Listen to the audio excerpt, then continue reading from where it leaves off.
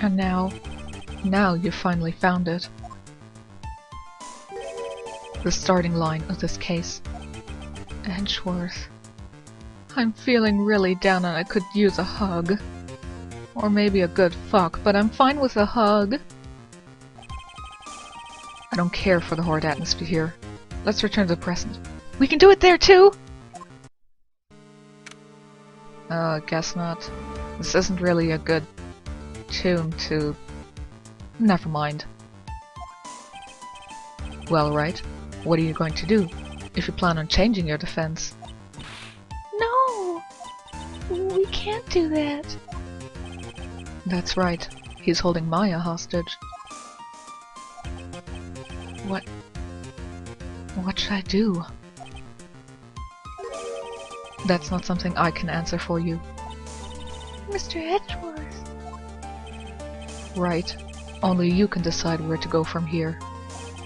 1 year ago, at that time, I didn't truly understand what a prosecutor was.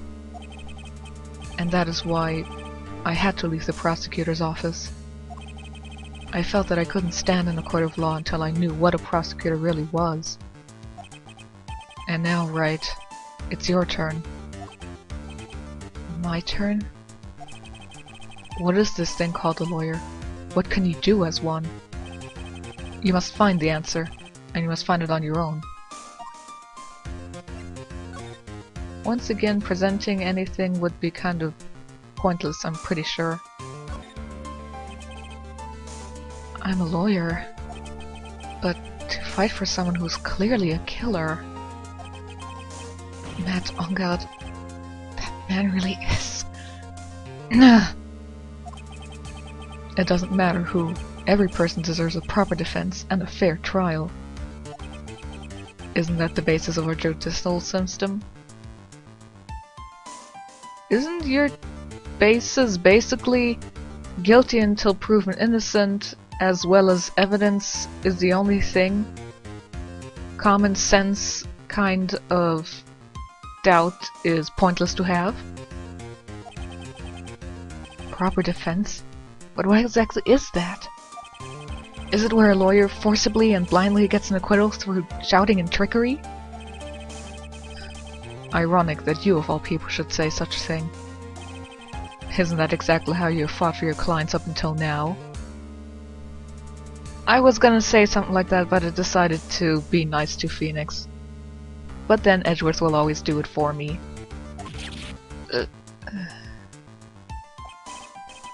Well, that may be true, but that's because I've believed my clients to be innocent from the bottom of my heart.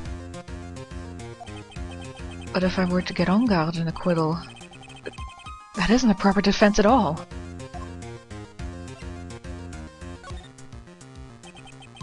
I became a lawyer because I thought I could save people who are suffering and in pain.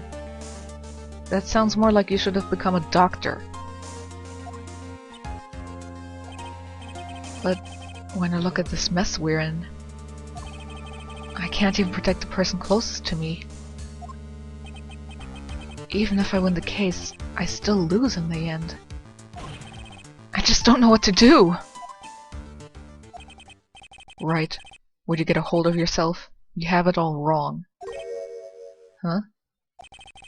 We aren't some sort of heroes. We're only human, you and I. You want to save someone? That's something easier said than done, wouldn't you say? That's... You're a defense lawyer. You can't run away from that. You can only fight. That's all you can do.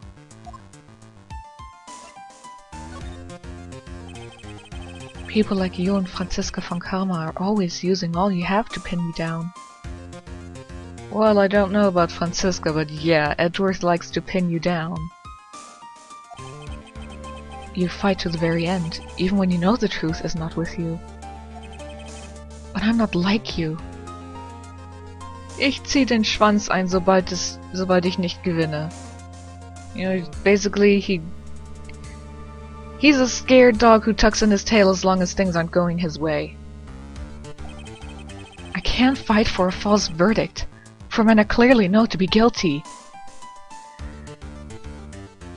Phoenix? A lawyer is somebody who defends their client and does his job. Your job is to prove beyond reasonable doubt that your client did not commit whatever felony he's being put on trial for. Your personal feelings, stay out of that. If you can't separate personal feelings from your job duties, you're in the wrong job. If you can't fight for a client because you think it's wrong to fight for him, you go somewhere else. You throw in your badge and become a piano player.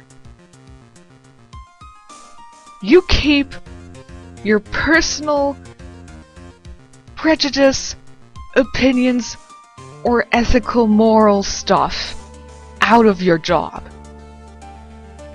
Then again, why am I saying this to you? You can't separate your job life from your personal life. Your personal Edgeworth was the reason for becoming job lawyer. By God, Phoenix, why is anybody supposed to somehow relate to you? Most people are quite capable of keeping personal and professional life separate. Those who can't should go to a different job. Franziska, she fights for herself. The only thing she fights for is a perfect win record. That's all. And isn't that the same as you? Isn't that why you ran away a year ago? Because your precious win record was destroyed? You're so petty! I see. Now I understand why you despise me so. Oh, he's just on his period or something. Give him a few days. However, you are mistaken. What do you... Thanks to you, when you sealed off my path to a perfect win record, I began to realize the error of my ways. You mean back in case 1-2 when Mia got killed?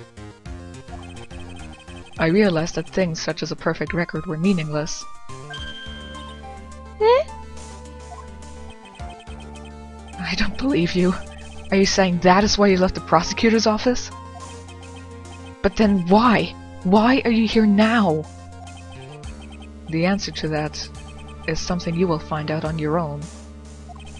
I have faith you will see it before the verdict is read tomorrow. Believe me, it's gonna be another long trial. But if you can't, then you will be powerless to change the ending of this story. Mr. Nick, the transceiver!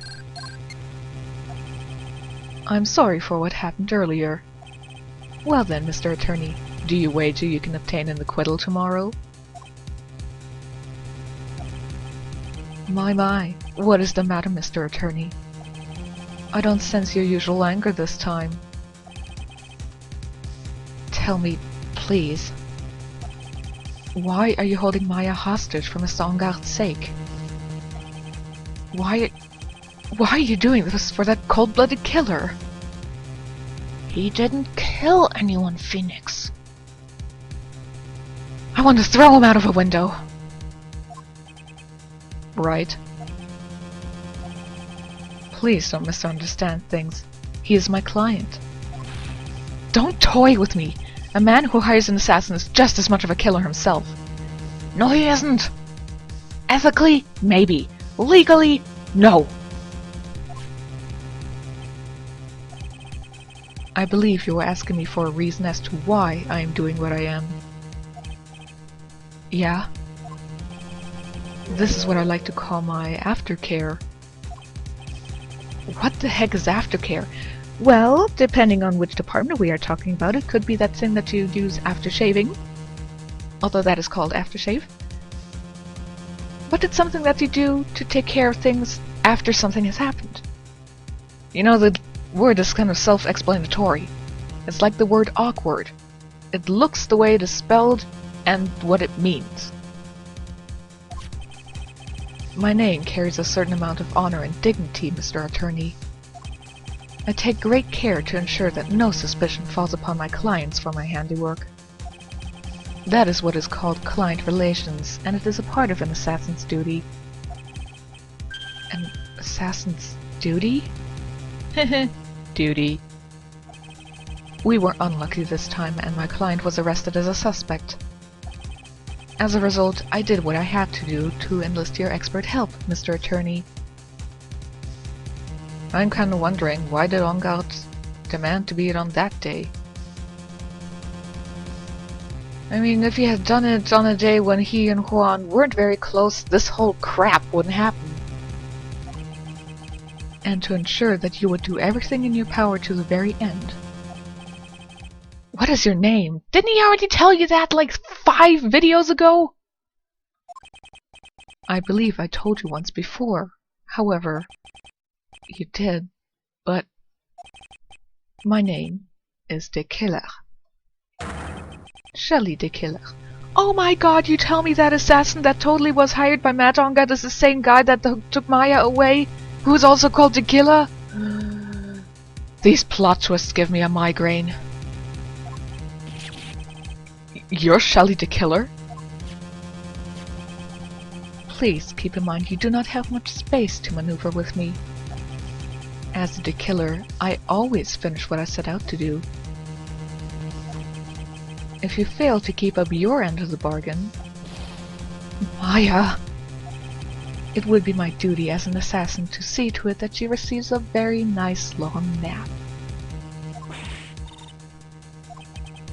Now then, if you'll excuse me, if someone were to trace the signal back to me, it would be quite troublesome.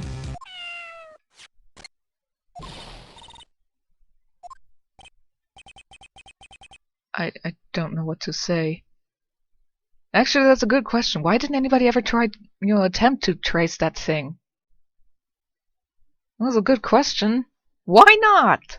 Why was this not attempted? Edgeworth! Did you hear that? At the end of that transmission. Oh, that. It sounded like a cat. A cat? It can't be. That cat. Can it? What is it? I think I know where Shelley De Killer is holding Maya hostage. Edgeworth, have all police units head for Matt Ongard's mansion immediately.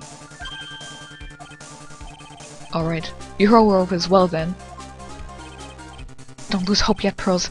This fight has just begun. Yeah!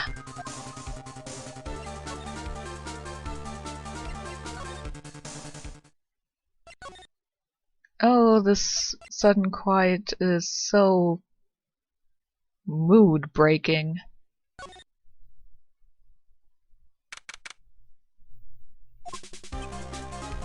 Maya! Please answer us! Mystic Maya! We have this area completely surrounded. There is no way for him to escape. Assuming he's still in the area. I can't believe it. That butler. All this time, he was the killer. I'm kinda surprised you didn't recognize him. Also, it's always the butler. He is one hell of a butler. Yes, I had to say that. He and Ongard were working together all this time. I'm sure they had worked out a contingency plan ahead of time. I spot something that shouldn't be here. Oh, it's a figurine of a bear. But there are a lot of cuts in it for some reason. A bear? Isn't it more of a thing from Mr. Corrida? Why would something like this be here? Right, look down. There's a little pet door installed. I'm sure that's for Shu. Do you think that this came through that little door?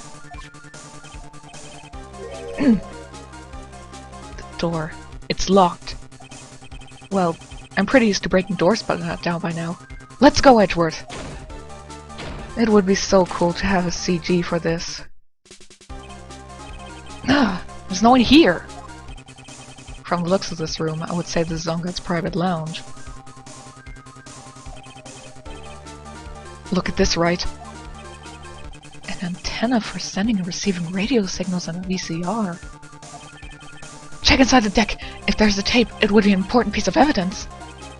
If we're lucky, it'll have the moment of the crime was committed recorded on it. I'm sorry, but the tape deck is empty. There's no tape to be found. No. But there's no mistake that someone used this to record something. It looks like someone took the tape we're looking for and escaped with it.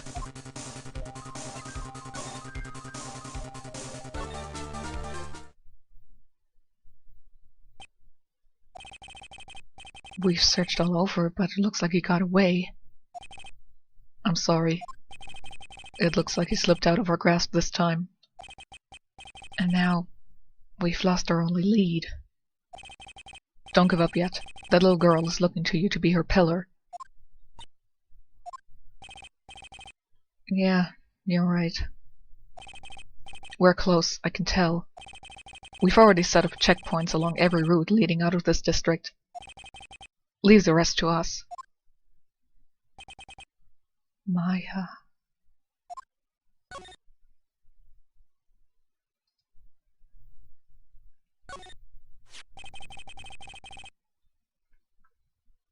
This looks like a picture of Miss Impax. With love, Celeste. Miss Impax? You mean... Yes, Mr. Corrida's former manager. Why would a picture of Miss Impax be here in Mr. Ungan's mansion? And why does it say with love? This might be a clue. Ah! What's wrong, Pearls? Please let me see the picture frame. What's so special about the frame? On the back. There's something written on the back of the frame. Maya. It's Mystic Maya. She left us a message. What? I thought you'd come. I knew you would. Now listen up. You'd better get Ongat a guilty sentence, okay? If you get that creepy slime bag a not guilty, I'll never forgive you, ever. I'm fine, so you don't need to worry. There's so much I want to write, but I don't think I have a lot of time left. Hurley, you're there too, right? Make sure you help Nick, okay? Someone's gotta watch out for the helpless lunk. That's it for now, Nick. I guess I'll talk to you guys later. You know, that is very nice of him to leave a pen for her. What a kind assassin. Right? What's wrong? Why the blank stare? Oh, nothing. We've searched the house, and this is the last room.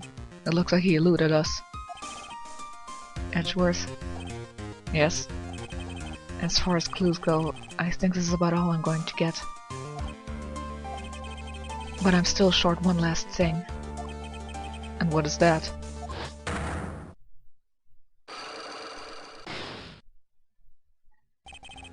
Miss Andrews' psych log. If I could just find out what secret she's holding.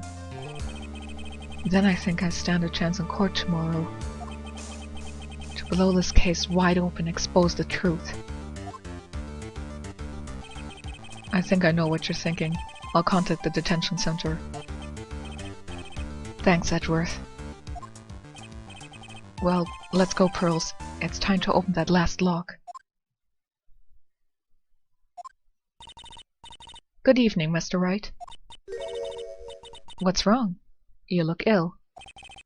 Miss Andrews, I have come to remove your psych lock. Psych lock? I want to know, and you will tell me. Your secret. That was kind of a non sequitur pause. Fine, go ahead. Try to break me if you can.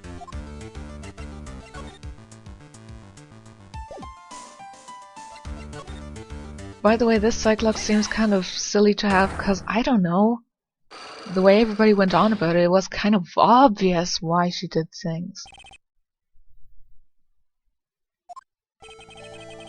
Can you please tell me why you framed Mr. Engarde for the murder?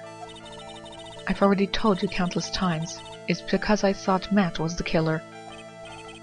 No, that's not it. I know you have a personal reason to dislike Mr. Engarde. Miss Andrews, you may think I didn't hear it, but I know you said something earlier. You said revenge. So you're saying I was taking my revenge out on Matt, and that's why? What an absurd idea. I don't have anything I want to take revenge for. Miss Andrews, a woman who lives by being dependent on another person. There is something or someone in her past that would make her take revenge.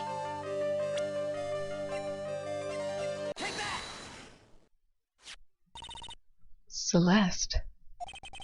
There is only one catalyst that will cause such strong feelings, and even revenge. And that is Miss Impax's suicide. What are you trying to say? Celeste was Juan's manager.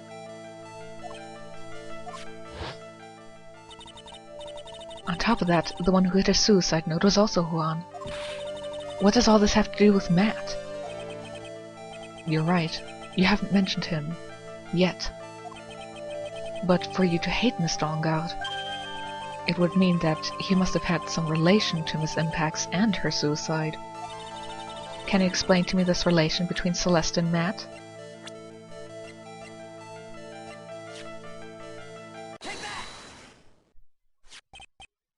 This is a photo of Miss Impax, correct?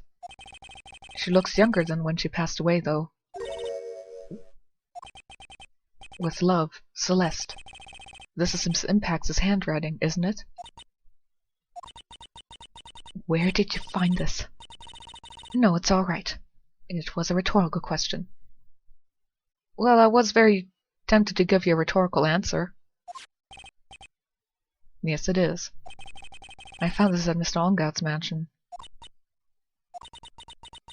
And after all this time, my last remaining secret has been revealed. So you cared more about your hatred for Matt to be found out than your codependency?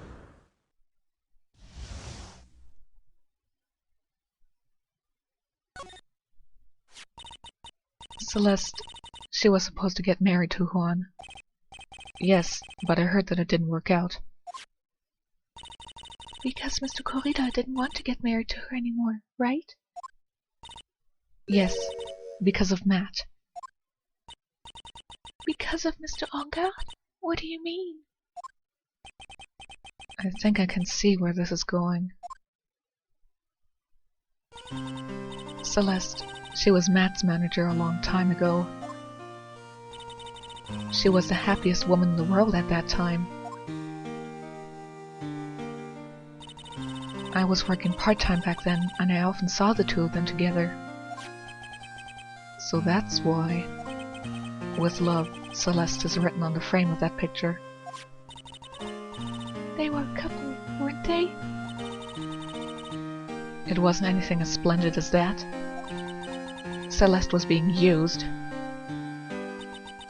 toyed with until she was thrown away.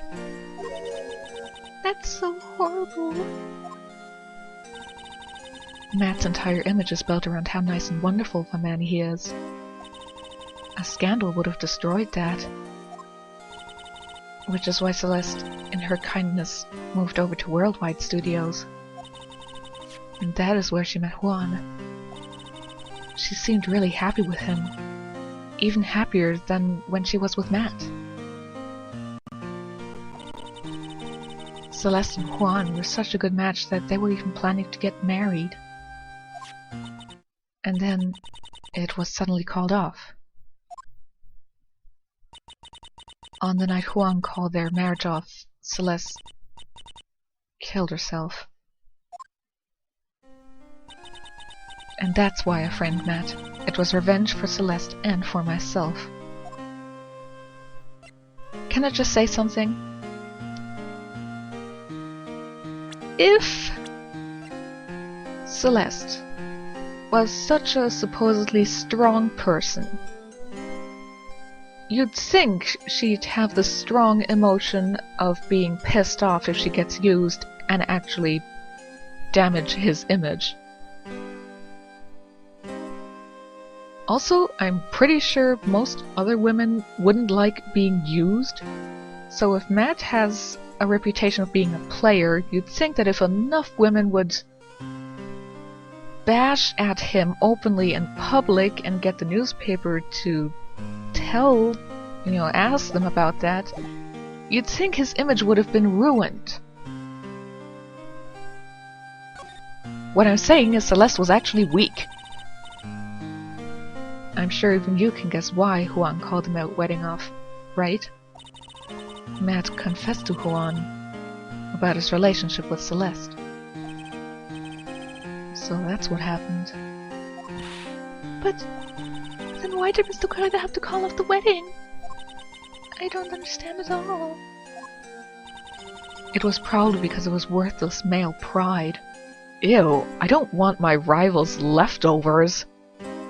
Nobody wants his leftovers, not even he himself. Juan and Matt were always fierce rivals. Matt waited for the wedding announcement and then unleashed the truth on Juan. He was aiming for when it would hurt Juan the most. Poor Miss Impax. That wasn't the end of it. I like how he seems to constantly have a cornpipe in his mouth. That day, I'm almost certain that Celeste left a suicide note behind. And in that note, she left a detailed account of Matt's various misdeeds, and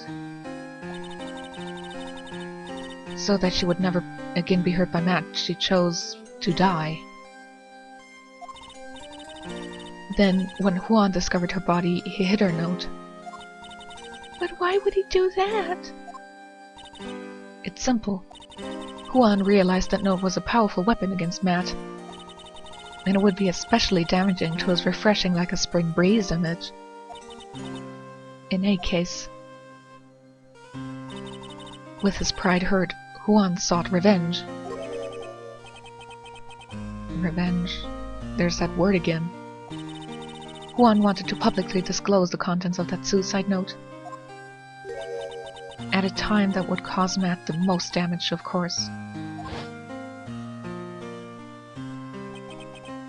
And that was at the press conference after the stage show. I know all about it because I heard it all from Juan. It was so I could find out about all this that I drew close to Juan to begin with. They're quite a pair of hideous monsters, aren't they? Even Celeste's death was something for them to use in their game. That night, when I found Juan's body, it was only natural that I thought the murderer was Matt. Those two were always spying on one another after all. As for me, I was frantically searching for Celeste's suicide note. I wanted to destroy it before it ever went public. I was going to burn it. I had even brought a lighter. But I couldn't find the suicide note, and that's when revenge crossed my mind. Yes, I was going to bring to them my own kind of cruel revenge.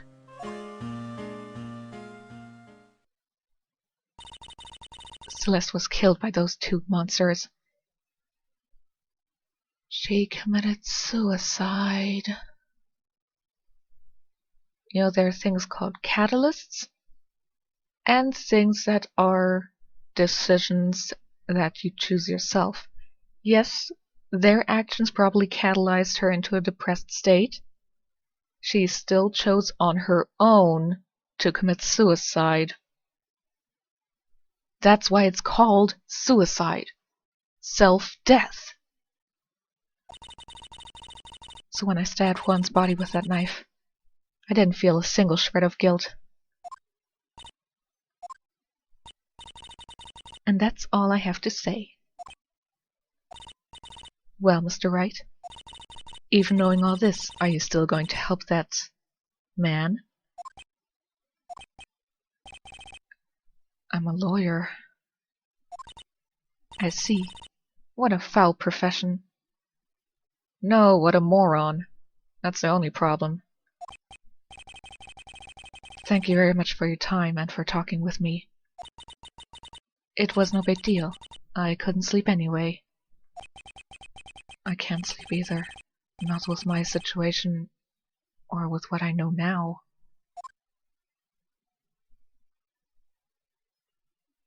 Yeah, I'm gonna continue, whatever. I just want to show you how terribly the case drags on at times.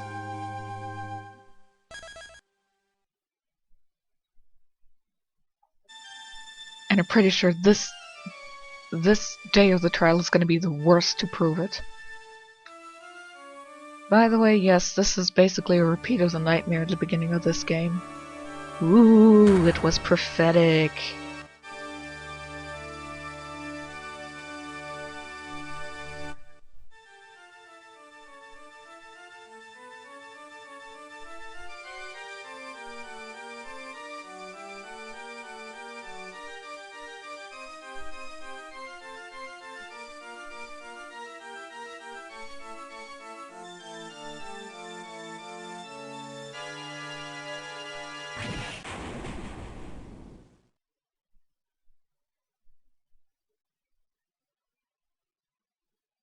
I've had this dream before, someplace, some time ago, as if this day was written into my destiny.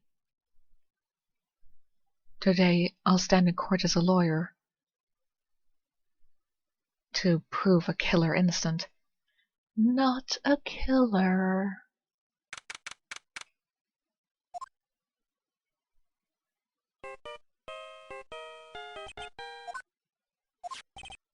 Hello, this is Phoenix, right? You don't look so well, dude. You're gonna prove me not guilty today, right?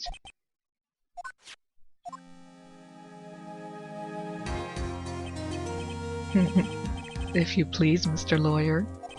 Remember, it's not just me.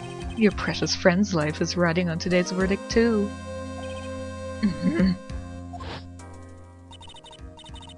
You'd better get on got a guilty sentence, okay? If you get that creepy slime bag and not guilty, I'll never forgive you. Never!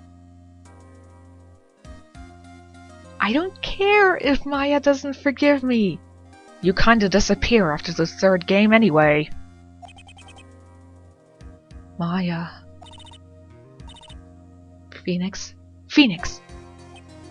Mia! Maya! How's Maya? I don't know. You don't know? She hasn't tried to channel me since yesterday. Mia, what am I supposed to do? Well, like I said, for a lawyer, the worst of times are when you have to force your biggest smile. I'm defending a guy that I think is a killer. Big smile! Moronic. But you can't give up. There's still some hope left. Stop it, please. There's nothing left. Not here. Not anywhere.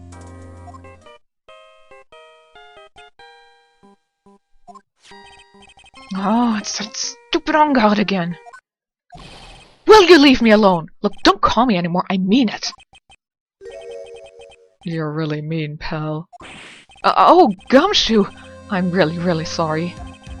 Where are you? They let me join the investigation team, and we're chasing after the killer, pal. Then you have some sort of lead? Sorry, but right now we've got 0 leads on the guy. But we're not going to give up. Gumshoe. Until the trial is over, until the verdict is handed down, we're going to do everything we can and find the killer. If we can get Maya out, then he can get Ongout the guilty verdict he deserves, pal. That's true. I could do that if they found Maya first. You got that? So you have to do whatever you can to make the trial last longer. They do that, and oh my god. I have to make the trial last longer? It's like making yourself last longer. Takes practice, takes experience, takes time, but you can do it. If you go at Mr. Edgeworth with everything you've got, then you two can draw it out. I'm quite certain that they can do that, yes! Oh, now I get it. So Gumshoe has now fully acknowledged your relationship with Edgeworth?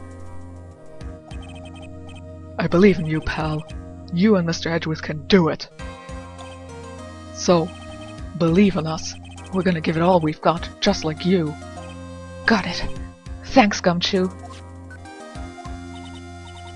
Phoenix, you understand now, don't you? You have something money will never be able to buy. Friendship. What is it with these games always telling me friendship is important? Look, if it's like friendship in Persona 4, I might actually think that's true. If it's friendship like in, say, I love you, I believe it. But in most of the games, friendship is like every 5 minutes you know somebody, and you're all like, "You're my best friend! I'm so willing to die for you now!" So no, I don't really buy this friendship thing. It's the strongest weapon in the world, and you have it in abundance. I thought the strongest weapon in the world was love.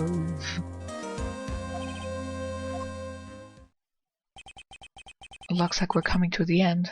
No, we're not. We're nowhere close. I have to make the trial last as long as I can. Gumshoe will come through. I know it.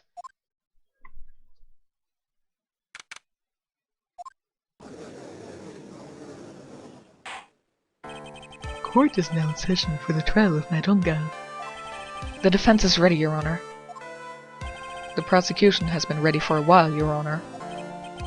Now, as I recall, we concluded yesterday's session with a big mystery on our hands. The mystery being, what exactly was Miss Adrian Andrews' role in this murder? That is to say, is she really connected to the crime itself?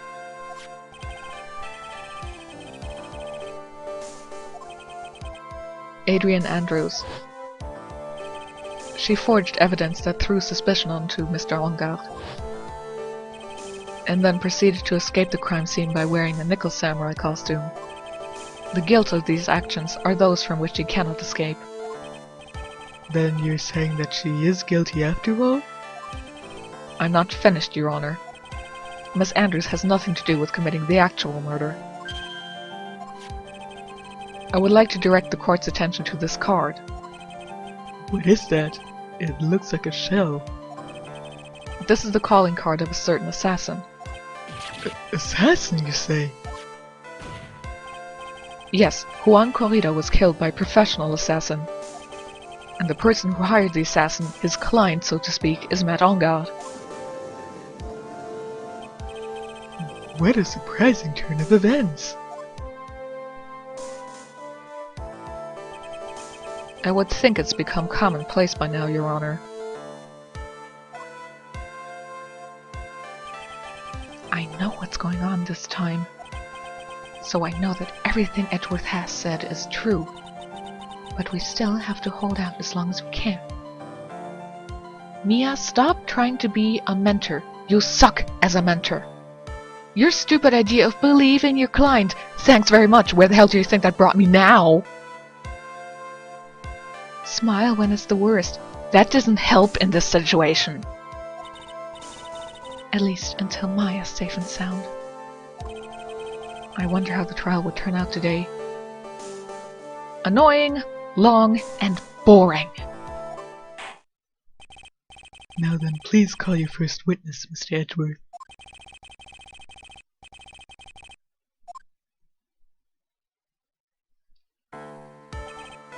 Now then, witness, your name and occupation, please. Okay. I'm Will Powers. I'm a poor, underpaid action star. And what is your relation to the defendant? Well, I guess I'm sort of a lousy mentor to him in a way. Yeah.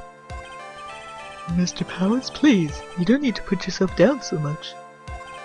Oh, sorry, but I'm just kind of nothing sort of guy. On the night of the murder, you visited the defendant's room. Is this correct? Yes. I didn't know that. But you know, I didn't actually get to see Matt when I went. All you need to do is answer what you are asked. Now then, I would like you to please testify about when you went to Mr. Engelt's room. Okay, sure.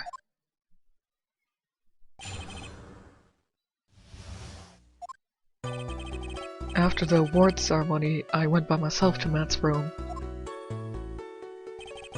Matt was standing there in front of his room, still in his nickel samurai costume. He was talking with someone. At first I thought it was the bellboy. I watched the two of them for a while, but then I gave up and went back.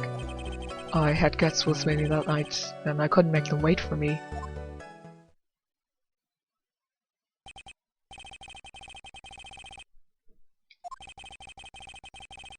And talking with a bellboy is no big deal.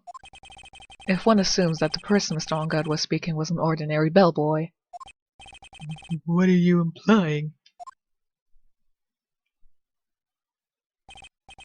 Well, Mr. Wright, let's have your cross-examination, shall we? Looks like we're in another sticky situation. Huh? A trap. Can't you smell it, Phoenix? I'm too depressed about Maya to smell anything.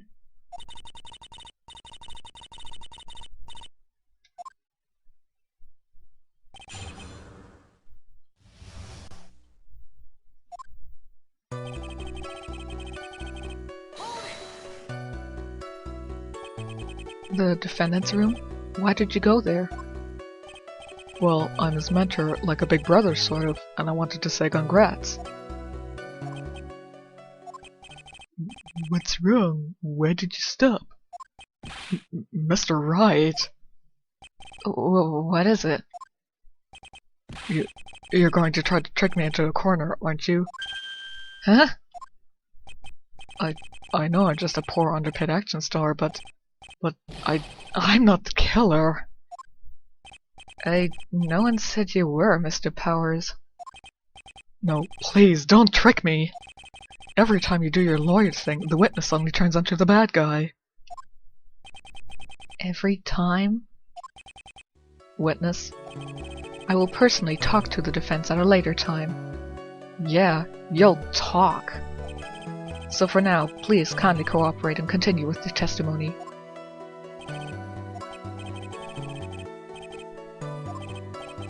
Hey, wait a minute! When and how did I suddenly turn into the bad guy here? Oh, believe me, you're gonna be seen as a bad guy soon enough.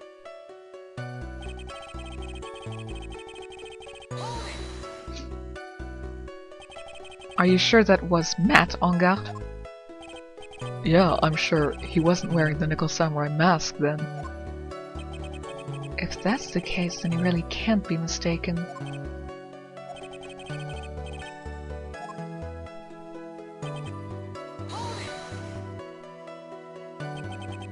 At first? What do you mean by that? Well, he was in a bellboy's uniform and he had a bottle of juice on a tray. Sounds like an ordinary bellboy to me. Yeah, but I didn't think he was a normal bellboy. And why was that? Why did I think that, Mr. Wright? How am I supposed to know? Sorry, but I can't remember right now. Sorry. I guess I'm going to have to wait patiently on this one.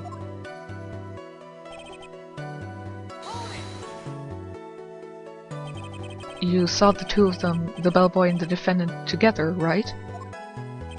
Yeah, the bellboy just wanted to say congrats. Now, while you were watching the two of them, did you notice anything strange? You know, I did feel something weird. I think it was because Matt, well, he gave the bellboy a tip. A tip? But that's a perfectly normal thing to do.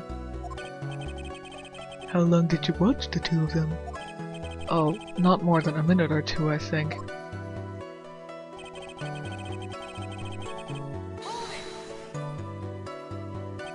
So, who are the guests you're talking about? You guys, of course. You and Maya and Little Pearl.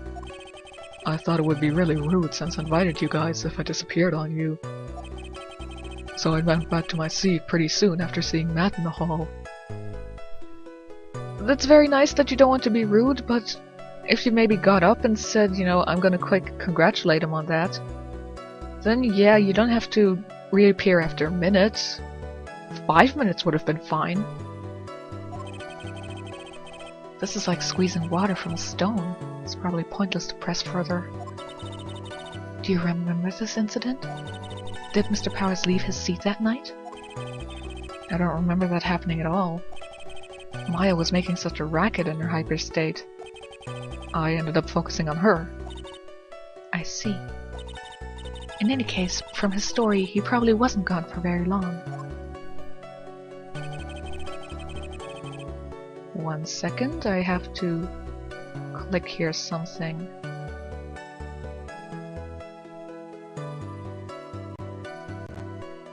There.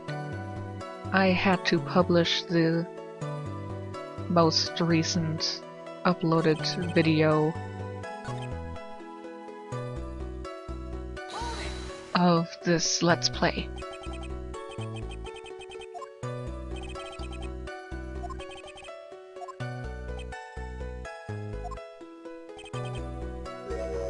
Hey, wait a second. Actually, Mr. Powers, only a few minutes ago you stated... You know, I did feel something weird. I think it was because Matt, well, he gave the bellboy a tip. Could it be that you felt something strange about the tip-giving incident itself? Oh, yeah, that's it. You really know your job. Mr. Edgeworth? Yes, Your Honor. This bellboy, he wasn't an ordinary one, was he? Perhaps we should let the witness tell us. Very well. Please amend your testimony. You mean about the bellboy, right? That was pretty short. So he gave the bellboy a tip. What's so strange about that? Oh, well, you see, Matt's not a poor penny pincher like me. I was trying to figure out how much it was because the tip really shocked me. How much it was? But that's when something even more surprising happened. The bellboy was putting the tip he got in his pocket, and that's when I got my first good look at the guy's face. I was really shocked. I'm afraid I don't follow at all. It sounds like Mr. Powers was surprised twice by this event. I wonder which of those shocking moments I should talk about.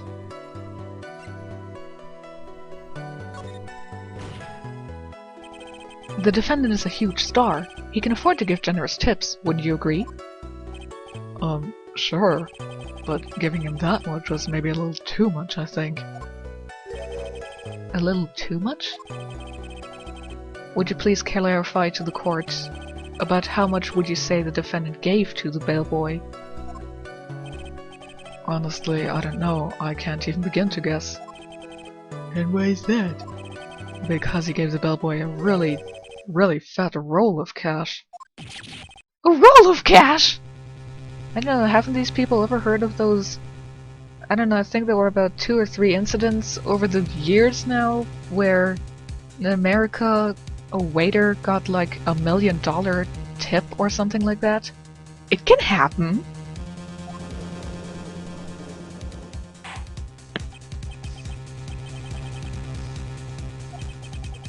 That certainly was a very generous tip, wasn't it? I guess so, yeah. I generally, when I was room service, only got like 1 or 2 euros tip. But as a cosmetician, once I got a €5 tip. And next to America, we do not have this 18% mandatory tip or whatever. The judge is beginning to look awfully suspicious of us. The defendant is a superstar. That kind of tip is typical fare for people like him. Are you saying that all superstars are super spenders? If I could receive large rolls of cash by simply bringing people things on trays, then why on earth would I stand around here prosecuting? 'Cause that also gives you a ton of money? He's got a point. I don't even get paid literal rolls of cash for all my hard work. I was gonna say, how does he even survive, but then, yeah, I'm pretty sure Edgeworth gives him allowance. So, supposing that roll of cash was not a tip, then what was it? Payment, Your Honor. Payment? Isn't it obvious? For the murder of Mr. Juan Corrida. Then the bellboy the witness saw... Yes, he was the assassin.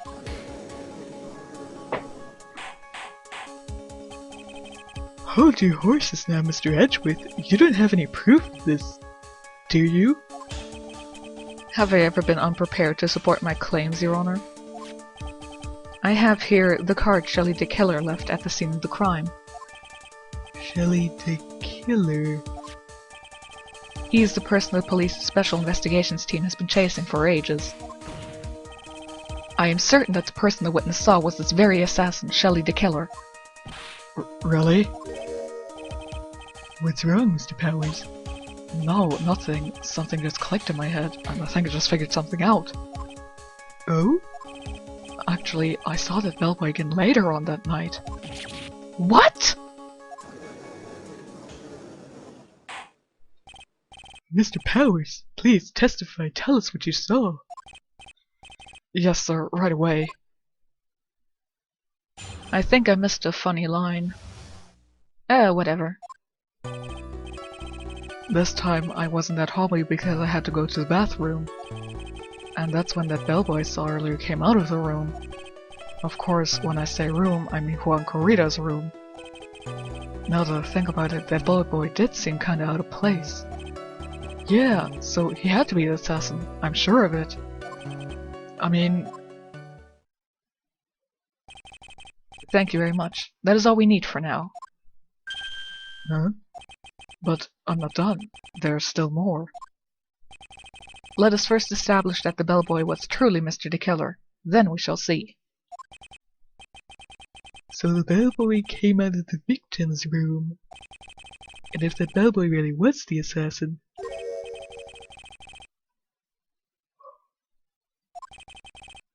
That would be correct, Your Honor. Well, Mr. Wright, I believe it's your turn to entertain and make us laugh. This is no laughing matter. It's the only way I can actually deal with things right now. And I'm talking as myself and not Phoenix.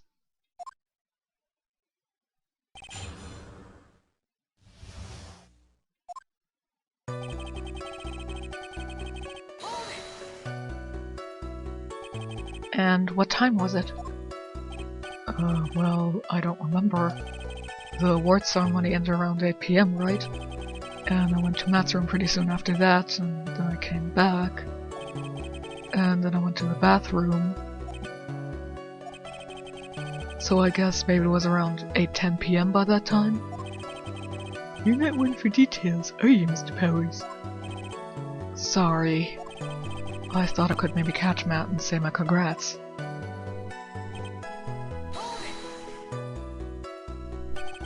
Are you sure it was the same bellboy? Yeah. And how could you tell? All the bellboys wear the same uniform after all. But, you see, well, he had those stitches on his face. So I'm sure it's the same guy that was talking with Matt. So which room did the bellboy come out of?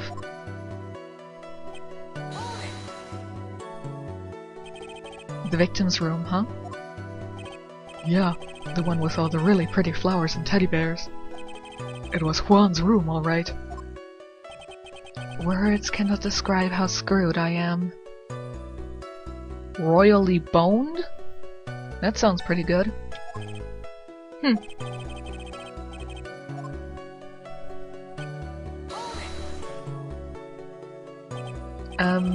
So what exactly was so out of place about him? Right. Why the insipid grin? Maybe because I have no idea what damaging thing he's going to say next? Well, the Wayboy was empty-handed. Empty-handed? That bellboy was one of those room service people, right? But he wasn't pushing a cart, and he wasn't holding a tray either. You'd call that a little strange too, wouldn't you? Okay, when I was room service, I did have a cart. But if I was asked to get something very small, you know, like, I don't know, a beer or something to somebody, then yes, I would use a little tray, and I most likely would leave the tray in their room. I did leave trays in their room. I agree, that is a bit strange, Mr. Powers. But is it really that unusual for a bellboy to be empty-handed? What should I do? Should I let Mr. Powers slide? There's nothing strange or unusual about an empty-handed bellboy. But there really is. There really isn't. If you two are done being school children, bellboys are for room service. There's no reason for them to be empty-handed ever. Your Honor, I asked that the witness's previous statement be supplanted with this new one. Edgeworth. Are you going to do whatever you can to make the bellboy look suspicious? It's his job. I feel terrible that I have to repeat that at times.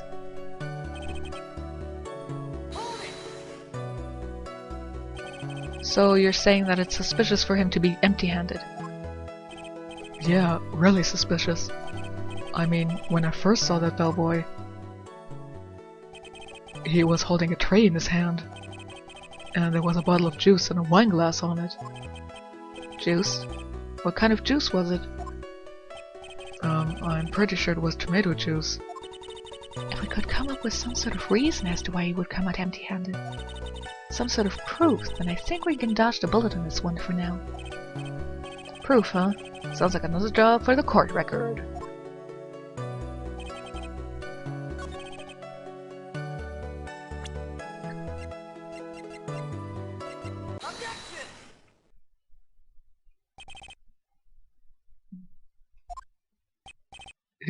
Yes? You're easily influenced by other people's words, aren't you? As soon as you heard that the bellboy might have been the killer, you got caught up in believing it must be true. But isn't he really suspicious? He's got all those stitches and... So, a baseball has stitches? Are you saying all baseballs are suspicious because they have stitches? Well, there's also... I mean, what about him being empty-handed? I would like to ask the court to please take a look here. This is the crime scene. There is a wine glass sitting next to Mr. Corrida's body. The liquid inside this glass is tomato juice. And now, if you would look at what is on the top of the table in the lower right corner here, anyone can clearly say that it's a tray with a bottle of tomato juice on it. The bellboy had just brought this to Mr. Corrida's room. He left the tray in the room, which is why he was empty-handed when he left. Oh, but that would mean that the bellboy had seen and left a dead body in the room. But can you prove that Mr. Corrida was really dead at that time? Mr. Edgeworth? Yes? I blame you for leading me down this route. I'm terribly sorry. What is with him? Why is he laughing? Witness, isn't there one more thing you would like to share with us? Is there? The bellboy was empty-handed. Or should I say empty-handed? I recalled you had something interesting to say about his hands.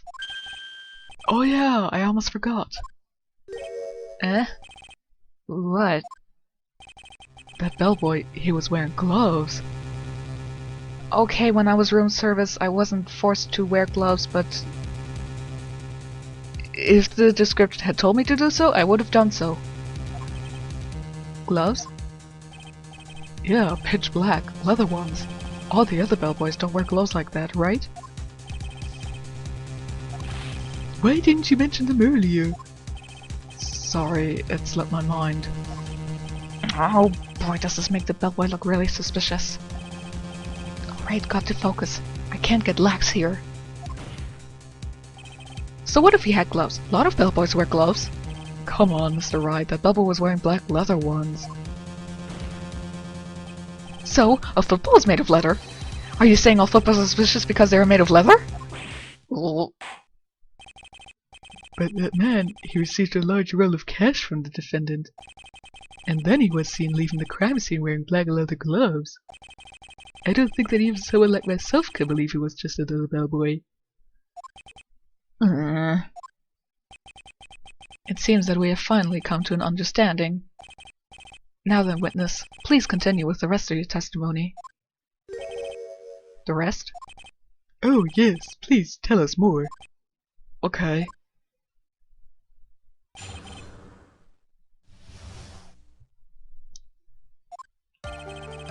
After leaving Juan's room, the bellboy went and knocked on Matt's door just like that. He gave something to the person inside the room. So he wasn't empty-handed when he left. Freaking lying witness. Then the old guy just left without even going into the room.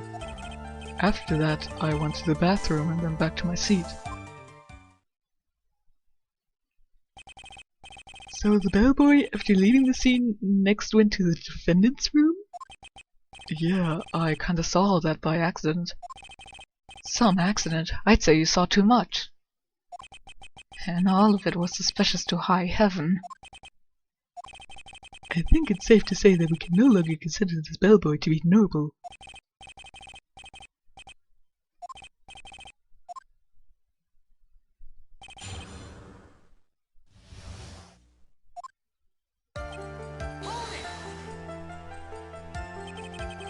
Is that what you saw while you were busy spying?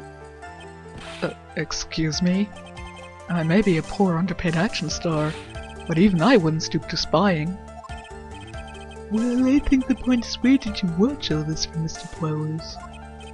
Oh, from the door of the bathroom, my left eye in a sort of sneaky, spy-like... I knew he was spying. Does it really matter if he was doing it over or underhandedly?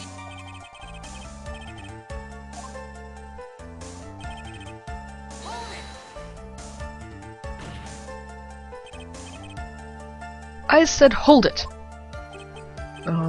Okay. That's better. What kind of statement is that? Please elaborate and give us a few more details. Oh, okay. I should probably ask him only one question at a time.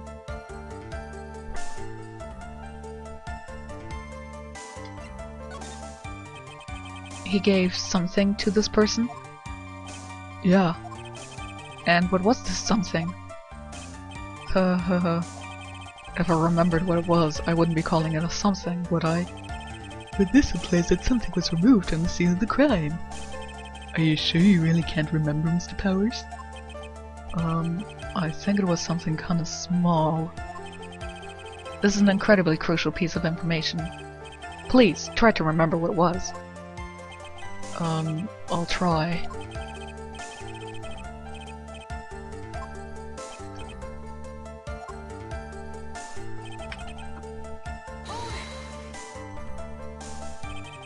Where did this bellboy go to after he left Mr. Ongad's room? He opened the door to Viola Hall, went in there, and who knows after that, right? I do.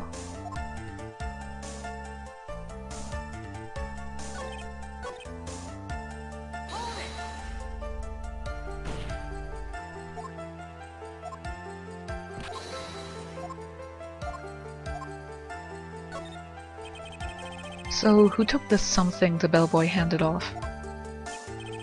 Actually, I don't know. What do you mean? I'm sorry, but I only saw the person's arm. Only an arm? Then you're saying you didn't see the person's face? Yeah. I would like to summarize the testimony up to this point, if you don't mind. When the bellboy left the crime scene, he immediately went to the defendant's room. There, he handed a small item of some sort to the person inside. As for the person who received the item, all you could see was the person's arm. Yes, it was just like that. Is all this really that important? Of course, Your Honor. I think this is of the utmost importance. This is when whatever was removed from the crime scene was handed over to the client.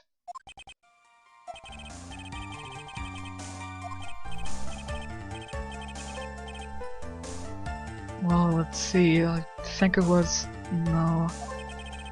If you remember, please add it to your testimony. Yes, sir.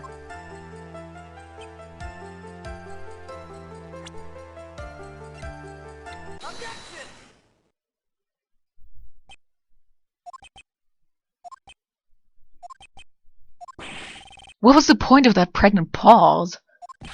Where did that Egyptian come from? Speak up! Oh, it was me, Your Honor.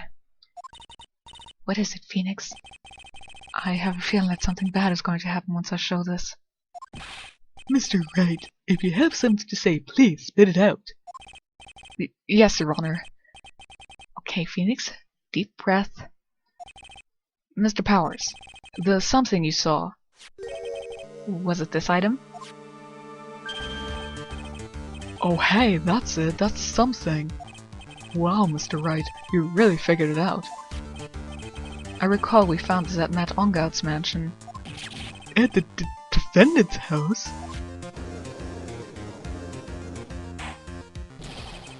What does this mean? It's simple, Your Honor. Shelley the killer assassinated Juan Corrida in his room. And then he stole this wooden bear from the scene of the crime. Then the bear being found at Mr. Ongout's mansion would mean... It goes without saying, Your Honor. Mr. Matt Ongout is the killer's client.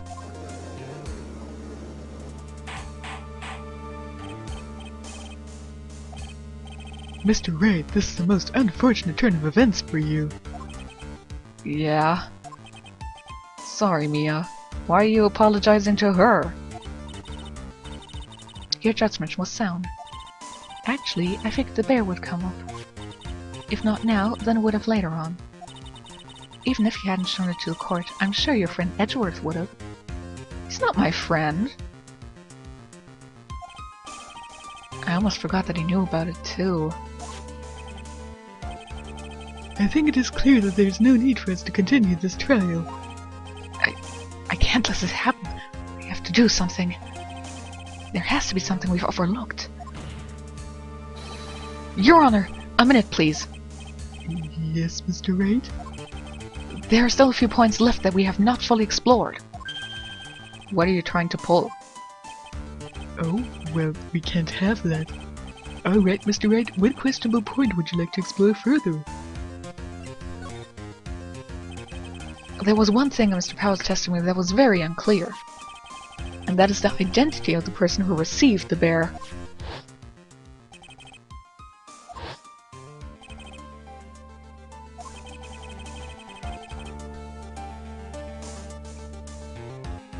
As long as we don't know who it was that took the bear, we can't be...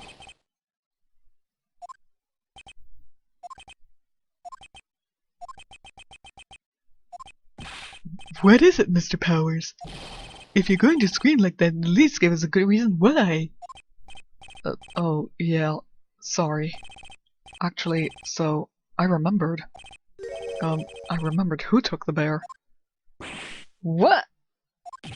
Really? I mean, I only saw his arm. But the arm. It was the Nickel Samurai's arm. I swear it. It also looks like part of a torso and the hip and leg. You've got to be kidding! Are you sure of that, Mr. Powers? Yeah, I'm sure it was a Nickel Samurai.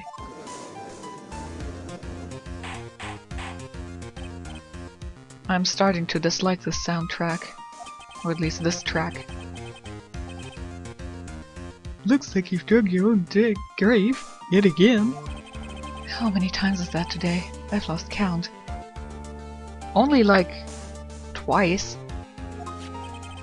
So the person who took in this little bear was a Nickel Samurai.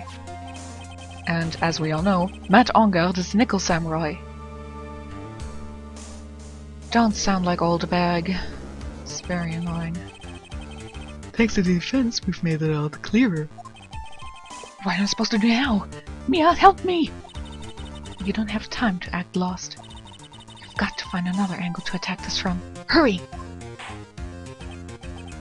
I will bring this cross-exam. Your Honor! Again, Mr. Wright.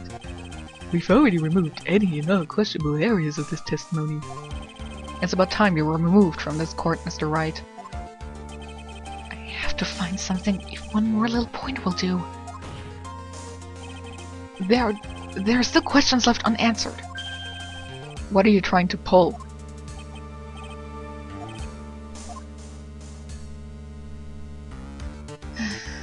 Why do I not just get the point of say, fuck the multiple choice and say, well, Andrews was wearing, you know, the nickel samurai. She could have taken the bear. I think it's fairly obvious that the bear itself is very questionable. The bear? Mr. Wright? This was found at Mr. Ongad's mansion. However, Mr. Ongad was arrested at the hotel that night, which means that since the murder occurred, he hasn't had a chance to go home. Oh. I think Your Honor has already figured out what I'm trying to say. It isn't possible that it was Mr. Ongad who took this bear to the mansion. Why, that's very true. We didn't consider that point, Mr. Wright. There was no way, time-wise, for the defendant to have taken this bear home. Disaster, but... You haven't gotten the best of me yet, Mr. Wright. Huh? I remember it clear as day. I remember what you muttered to yourself at Ongad's mansion.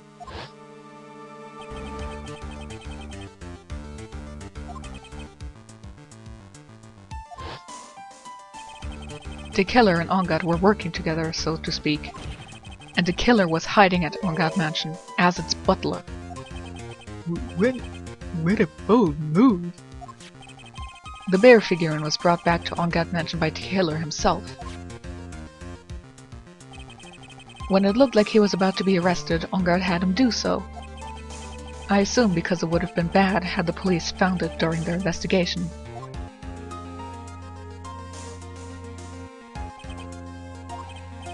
Well, Mr. Wright, you've been quiet for a while now. This is too much. Isn't there anything I can attack at all? I think we've heard enough.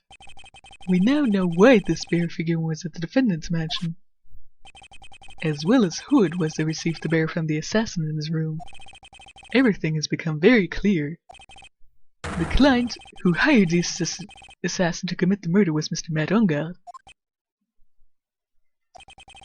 I see no reason for this trial to continue, therefore I will now hand down my verdict. Thank you, Your Honor, for your understanding. You see, Mr. Wright, you couldn't win against the truth, could you? I knew it would turn out this way. After all, what Edgeworth has stated is the truth. Any last objections, Mr. Wright? Well, do I? What should I do? It's another one of those pointless options. I would... There's only one way for me to drag this trial out. The only thing I've left is of one dirty trick. Your Honor, right now we have these two reasons to believe my client is a client of the assassin. Reason number one, he accepted the bear figurine from the assassin. Reason number two, that very same figurine was found at Ongad Mansion. However, it's possible this is all the work of a certain other person. What are you saying? What I'm saying is it's possible a different person is the killer's real client. The real client? Yes.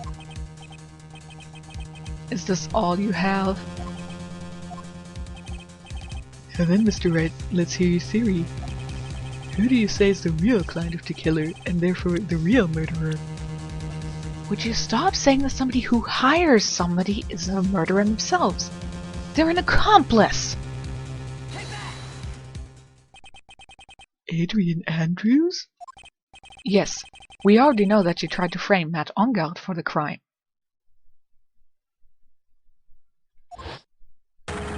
By wearing a spare nickel samurai costume. Oh. Then the nickel samurai's arm that I saw. That could have very well been Miss Andrews. Well, what about Mr. Ongard? If you would please recall yesterday's testimony. The defendant was taking a nap during the break period. That's right. Then, finding this figure at Mr. Ongard's mansion? It was a well-laid trap set by Miss Andrews. Mr. Edgeworth, what is your opinion on this? I can't even begin to count the flaws in the defense's logic. Besides which, there is no evidence to support it. However, I can't fully discount its possibility either. What is with this trial? Come on, anyone can tell Ongard did it.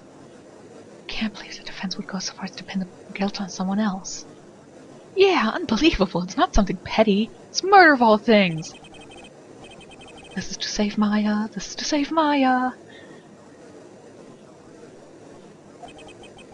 Even if the whole world turns against me, this is one fight I can't give up on.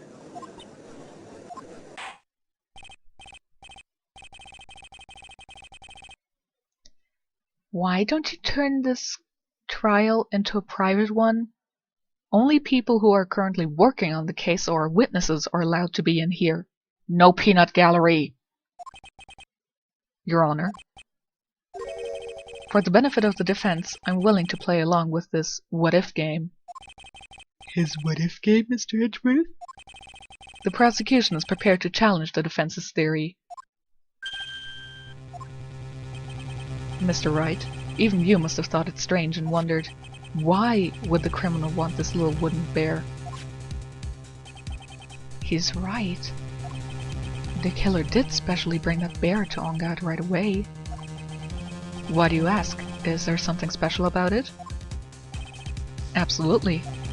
And I'm sure that once the court knows its significance, the true killer's identity will become crystal clear. Your Honor, the prosecution calls upon a witness who will clear all doubts against Miss Andrews. And who would that be? It's quite simple, Your Honor. Miss Adrian Andrews herself.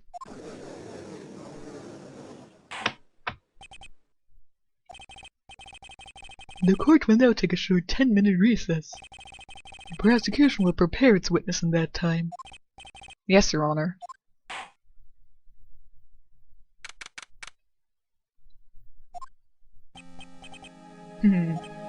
Oh, I knew it was a good idea to hold her hostage. Don't you agree, Mr. Lawyer? I wonder, if I kill you, that would mean you wouldn't be really thrown guilty for the murder. Why don't we do that? We kill him and then we don't get an acquittal, but he doesn't get charged for murder. It's an idea. It's like the fourth option. But I never thought in your desperation you'd try to pin the guilt onto Adrian. No, I swear this demon will pay. Mr. Nick. Pearls? Where's Mia? I don't know. A really strong power suddenly called her away. A really strong power? Oh, Mr. Nick, your phone! It's from Gumshoe. How's it going? Have you been hanging in there, pal? Yeah, sort of. We just barely found something to latch onto. That's good, pal. What about you? Anything yet? Have you figured out where Tequila and Maya are? We still don't have any leads, but... What? We don't have any more time! If we just had one, even a single clue would be really helpful. I was only able to come this far because I kept thinking to myself, I've got to keep the trial going until Maya's been rescued. Have I just run out of luck this time? Is all our hope for naught? A tent. Huh? Tent? I could see a circus tent. Mia! It looks like Maya was unconscious until just a few minutes ago. As soon as she woke up, she called for me. So it was Maya that called you away. She's locked in a dusty little room right now. But I could see a circus tent outside the window about 300 feet away. Gumshoe, is there a circus in town right now? There's only one, pal, the Bear Big Circus. Meaning they're still in town. Maya's somewhere within a 300 feet radius of the main tent. What? Okay, hold on a sec, pal. Hey, draw a circle on a map, about 300 feet from the main tent. Hurry! And I could see a mailbox under the window. Gumshoe, there's also a mailbox. A mailbox in front of a house. That is such a rare occurrence. You'll find her instantly. Okay. What else? What else, Mia? I'm sorry, but it was a very small window. I couldn't see anything else.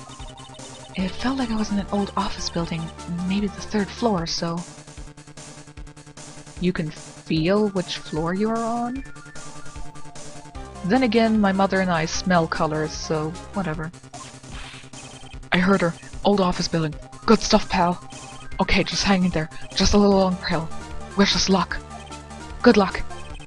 I'll call you later, so don't let your battery die, okay, pal? Mia, Maya's not hurt, right? She's in a pretty bad state, Phoenix. She's being starved. Gumshoe, please hurry. Looks like we're out of time. Are you alright, Phoenix? It's only a matter of time before Maya's rescued. I can do this. I just have to make this trial last a little longer.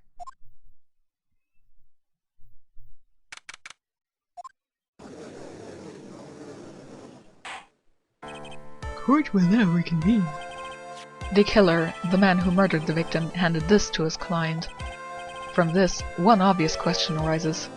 Why this particular item? I believe the answer to that question will provide us with the name of the real criminal. The prosecution calls the defendant's manager, Adrian Andrews, to the stand. She was allowed to keep her notebook all the time? However, you have been called to the witness stand today to ascertain who exactly is guilty of murder. I understand. Very good. Now, have you ever seen this bear before, Miss Andrews?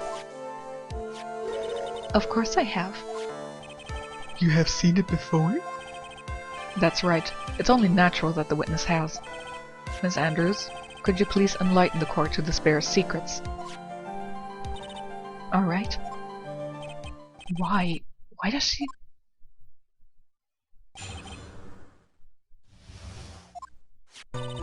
Actually, this is an elaborate puzzle. If you know the correct order, it can be taken apart one piece at a time. At its center is a small cavity with just enough room to store a single item. Because of its complexity, if you don't know the order, you can't open the bear. You really can't tell that it's a small jewelry box just by looking at it. So this figurine, it's a container of sorts, is it? Yes. Looks can be deceiving, wouldn't you agree? Yes, this is superb craftsmanship. Oh, yes, I nearly forgot. Yes, thank you very much. I was gonna stand here for a good hour before you actually tell me that. It looks like there really was something to that bear after all. Thank you for that insightful comment, Mia.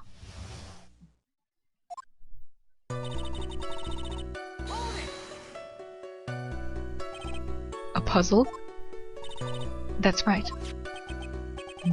But it looks like an ordinary figurine. True enough. To people who don't know, I'm sure they would never guess that this was a puzzle. So what kind of puzzle is this exactly?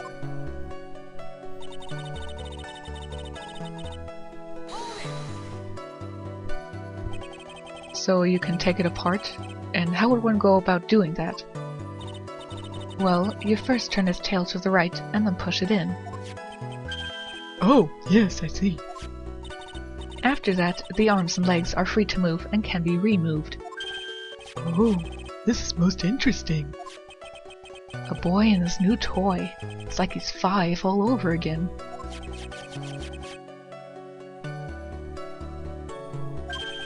Oh, don't mind me. Go ahead and carry on. I think he's lost it.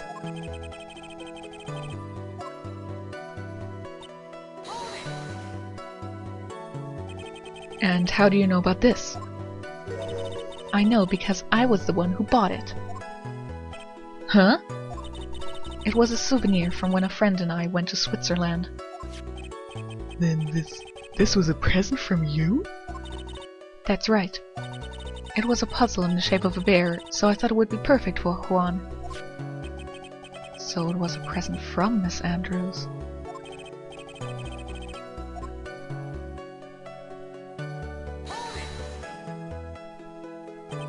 So who exactly knew how to solve the puzzle? Only the two of us, Juan and myself. And the manufacturer, I guess. It was a souvenir from Switzerland. So I doubt there are that many people with the same bear in this country. But this looks like it can be easily broken. Especially if someone wanted to get what was inside. Well, it's a toy. But it can never be the same again once it's been broken.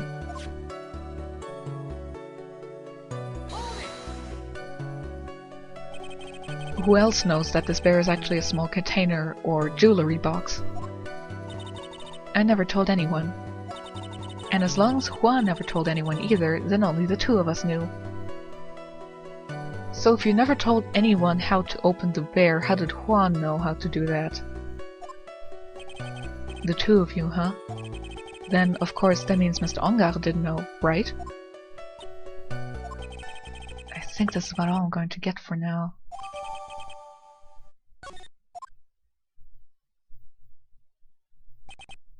Well, Mr. Wright, I think even you have come to realize there is only one very important factor we have uncovered, and that is this. This bear is actually a jewelry box. That doesn't really help much. Now that we have agreed to this point, there's only one logical question that can come next, and that is this. What is inside this box? What's inside? That's right. That's what we are going to find out next. Witness? Yes? You are the only one who can open this. Please.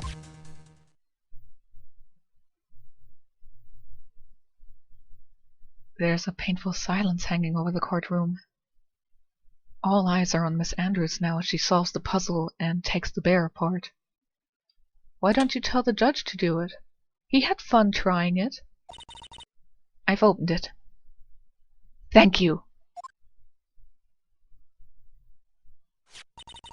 Is this what you wanted? What is that? It looks like a note. I don't think we need to guess at what that is. Do we, Mr. Wright? It's the suicide note. The suicide note? The suicide note left by Juan Corrida's former manager, Celeste Impacts. Until now, no one knew of its whereabouts, but just as we suspected, it was hidden. Hidden by the victim, Juan Corrida himself. It seems Celeste Impacts had very beautiful handwriting, and she just as beautifully signed her own name on this document. This is most definitely the note she left right before she committed suicide.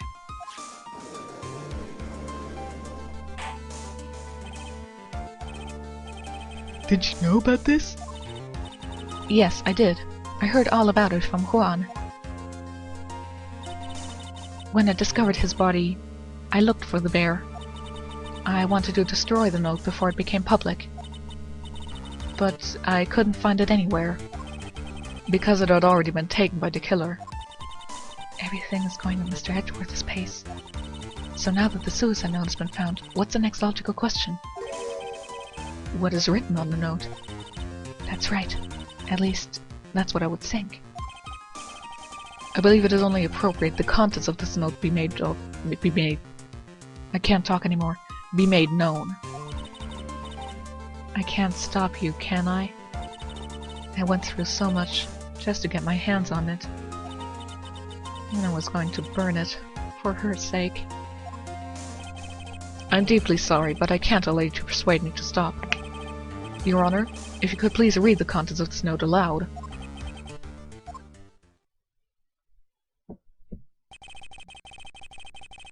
The judge's voice rang loud and clear through the dead-silent courtroom. In her note, Celeste Impax left us a record of all that had happened to her. About being used and thrown away by Engarde. About being engaged to Corrida and Engarde's role in destroying that. And about how she decided, in her despair, to end it all.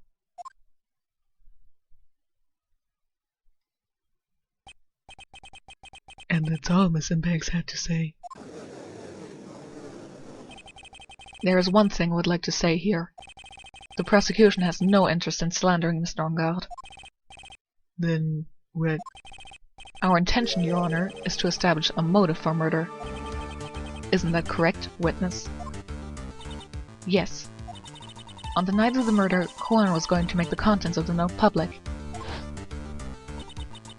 After the post-ceremony show, he was going to hold a press conference. My word!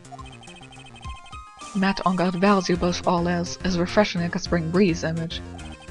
Which is why he had to stop this note from being made public. At any cost.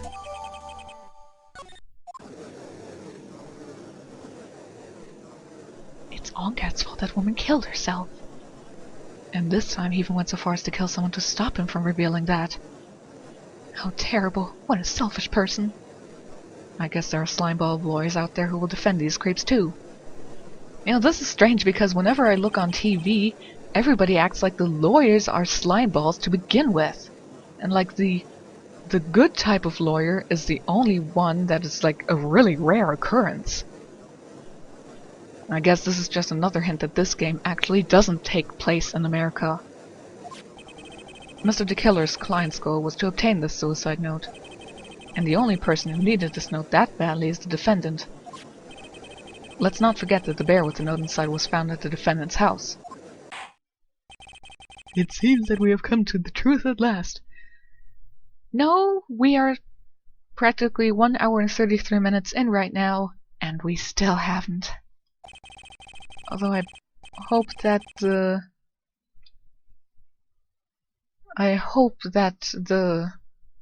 next break is going to be soon. How am I supposed to escape from this one? Why the hesitation, Phoenix? Gumshoe hasn't called yet, so you know what you must do. I know. I have to carry on and buy in some more time. Okay. There are two deadly pieces of evidence, the figurine and the suicide note. Maybe somehow I can find a way out of this situation for one of those. The gavel's already in the justice's hand. Phoenix, hurry! The suicide note was a figurine. Which one did he should pursue?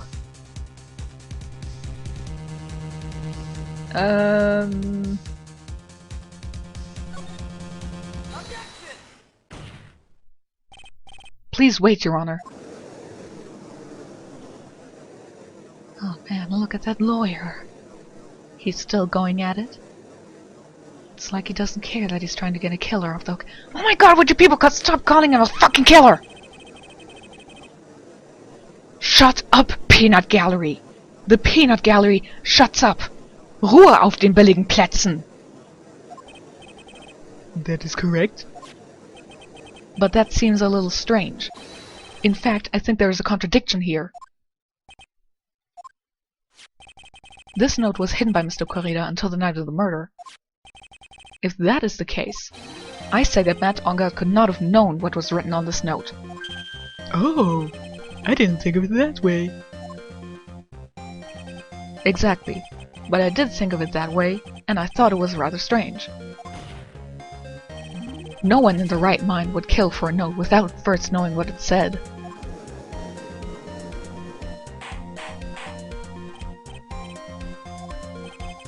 You make a valid point, Mr. Wright.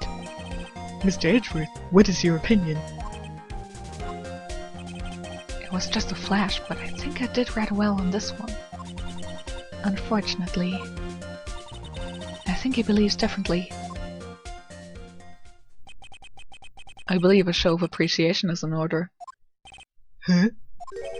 The defense seems to be in love with wishing more despair upon itself.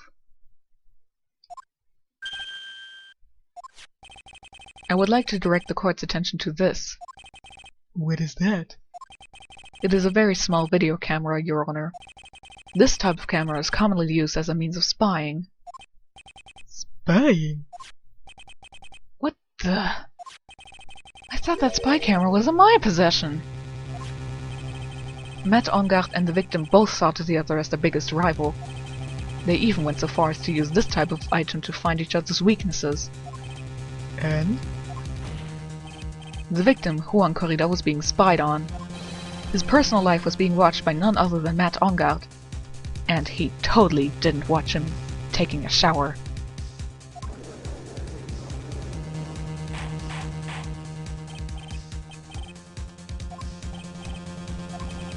You don't tell me you knew about your client's spying activities.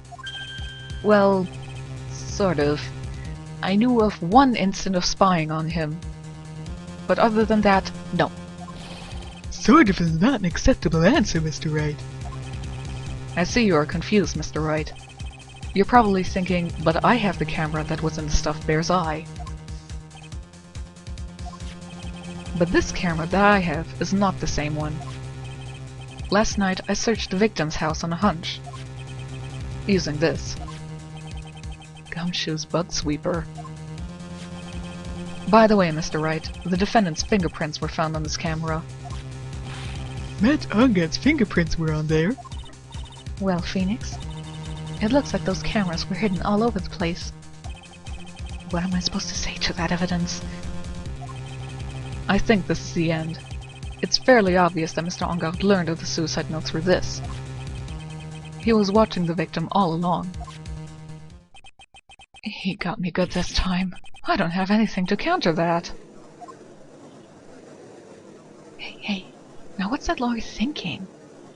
Mommy, is that man the bad killer guy? Shush, stop, don't look at him. Can somebody explain to me? I'm gonna ask what VGR did. Who the hell brings a kid to a trial about a murder? Yes, Chief? Have you figured out what you're going to do next? Shut up, Mia! That's what I'm gonna do next. Does running away like a frightened child work? I know it seems like Mr. Edwards was very close to putting the lid on this case. But in his eagerness to prove his point, he forgot one very important thing. Well, what is it, Mia? There is a piece of evidence that he really should investigate. Something he should investigate? I would really hate to see the good prosecutor get scolded for not remembering to look into the item when he had the chance. Why are you speaking in riddles all of a sudden? I think this time we finally understand everything. Well, Mr. Wright, you don't have any further objections, do you? What is this piece of evidence that Mia's talking about? Can I figure out what it is that still needs to be looked at, or should I let it go? Oh my god, what's the point of these? Ugh. I have an objection, Your Honor. Big surprise. That was about the weakest objection I've ever heard, Mr. Wright. Better. The defense has no intentions of letting this go so easily. You are beginning to sound desperate. That's just imagination, Your Honor. Mr. Edgeworth, this isn't like you at all. In your eagerness to prove your point, you've forgotten one very important thing. Isn't that what I just said? Why do you care? You're dead. Go away! You're close, Mr. Edgeworth. But there's something you really should examine about this piece of evidence. That's Miss Impact's suicide note, right? Who knows? I mean, sure, the suicide note was found inside the bear, but the bear was in my possession till a few moments ago. Which means... the handwriting on the suicide note has yet to be analyzed. Oh. So, as to whether this pivotal piece of evidence was really written by Miss Impax or not, has yet to be even remotely confirmed.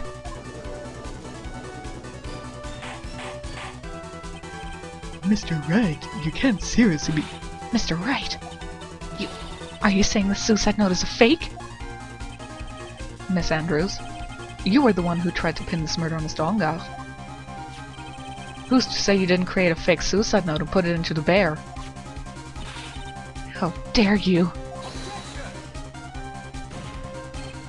Your Honor, the defense is indiscriminately accusing the witness again.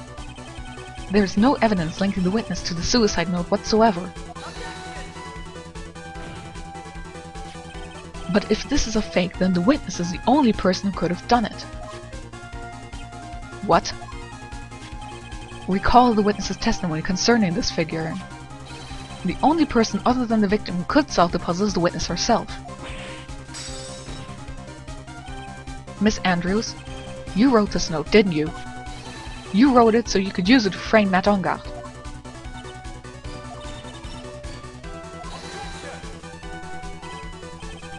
If you're going to pronounce the suicide note a fake, then show this court some evidence to support your theory.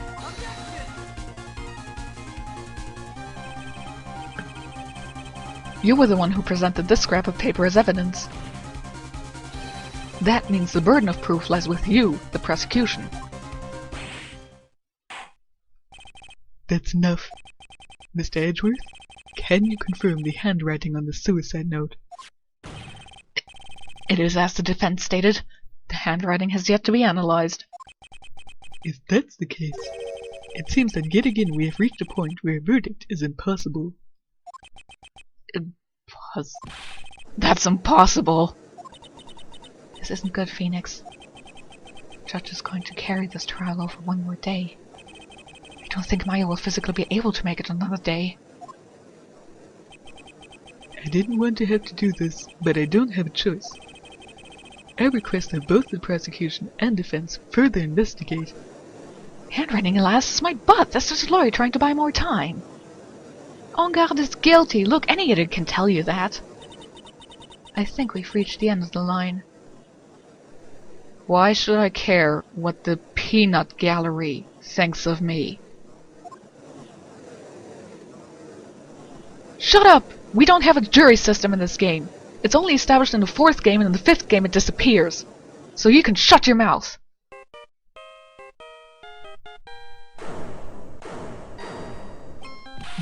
What is that sound? It's Gumshoe. Gumshoe?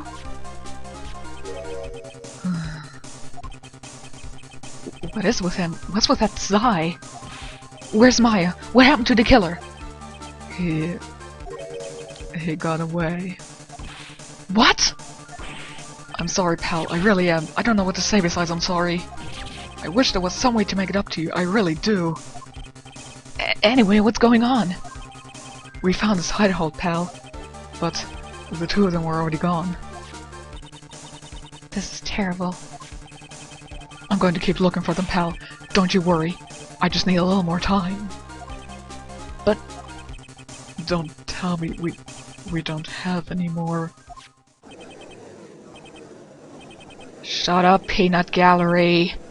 If I say that often enough, will they finally be shutting up? Do you hear that? They're calling for his head. Mr. Wright, for us to come this far and...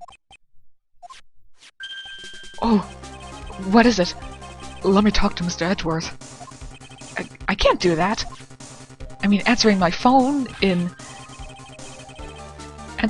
during court, now that's okay. But throwing it to somebody else, now that's very wrong. Yes, Your Honor. I'm about to hand today's proceedings. You may take your phone calls after. Hold on, Your Honor. Edgeworth, catch! Mr. Edgeworth? Please, you've got to buy some more time. Court is in session. I'm sorry, Your Honor. You were saying... Mr. Wright, this is a court of law. I'm sorry, Your Honor, but... I am reluctant to do this, however. It appears that I have no choice but to suspend proceedings until tomorrow. This time I really can't do anything. Court is now adjourned for the day.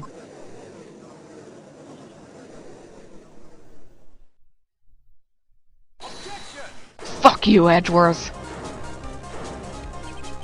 Please wait, Your Honor. Edgeworth. Where is it, Mr. Edgeworth? I humbly request another 30 minutes of Your Honor's time. For what purpose? We can perform the necessary tests on this piece of evidence in that time. But can you really obtain your results in 30 minutes? I believe we can, Your Honor. But wouldn't it be better if we adjourn for today and then reconvene tomorrow? 30 minutes. Please, Your Honor. That's all I am asking for. Please, Your Honor. Very well. At the prosecution's request, this court will now take a 3-minute recess. But be advised that it will not allow another recess today. I'm not sure if this is helping or hurting us. The court will now take its final recess of the day.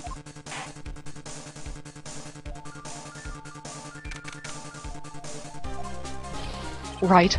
Well, what's going on with my situation? The killer, it looks like he got away again. 30 minutes? We can't find her in that time.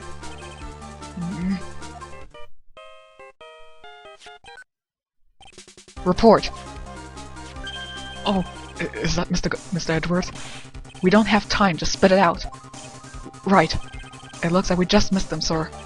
But the killer left a few things behind by accident and has rushed to get away. A few things? Can we use any of them as evidence? No! Illegitimately obtain evidence! I thought you'd ask, pal. I've got the things he left with me right now, and I'm on my way over. Really? That's odd. Any items like that are usually sent to the crime lab first. We don't have time to wait for those guys, sir. When those guys weren't looking, I swiped the stuff and ran. What? Well, I'm not a detective anymore, so I had to. I'm really sorry, sir, but I've got to put the law on hold for now. Sounds bad. I hope he doesn't get in too much trouble over this. With my hunk of junk car, I'd say I'll be there in about 20 minutes, sir. Don't worry, I'll be there. Wait for me! Alright, just get here in one piece. I'm on a mission and no one can stop me now, sir. No one! I'm pulling out all the stops and running every red light. Items left by the murderer. Maybe there's something among them that will be decisive enough to end this.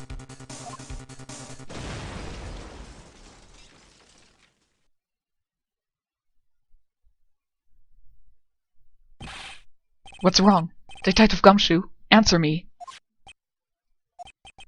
No one can stop.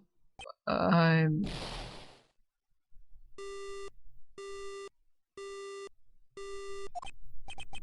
What happened? It sounded like he had an accident. I'm guessing his cell phone broke as well. What was he thinking? We've got to hurry and call for help.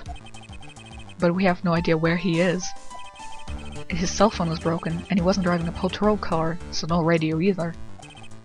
Also, if we don't get to those items before they do, the police will take possession of them. No, you can't let that happen. Well, if there is a way we can find out where he is, then we stand a chance. Why, oh why did Gumshoe have to get into an accident now? Is there any way to find out exactly where he is at this moment? That's right, there is a way! What? How? I'm sure we can find out where Detective Gumshoe is through this. Why are you bringing up Franziska at a time like... I see. I'll try to get in contact with her. The chances are slim, but she's all we have. Franziska. Will she even want to help us? Edgeworth, what is it? I don't have any right to judge anyone ever again. I know my client is guilty, but what I'm doing now, I'm pinning the guilt onto someone completely innocent and using the evidence to do so. It might be my turn to say defense attorney Phoenix Wright chooses death. Short break.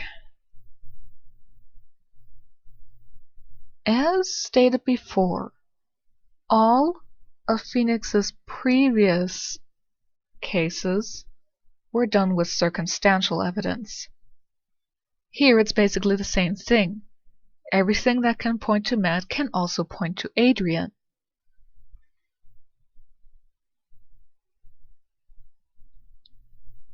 So really, this isn't all that different. So he has no right to be somehow down about this. Right? It doesn't suit someone like you to cry useless tears. Whether you did your job well or not, that can only be seen after the verdict has been decided. The verdict... Is Prosecutor Edgeworth here? Yes, bailiff. There's a phone call for you, sir. They said it was extremely urgent. They're probably finished with the handwriting analysis. I have to go take this call. In the meantime, think hard about what it is you must do.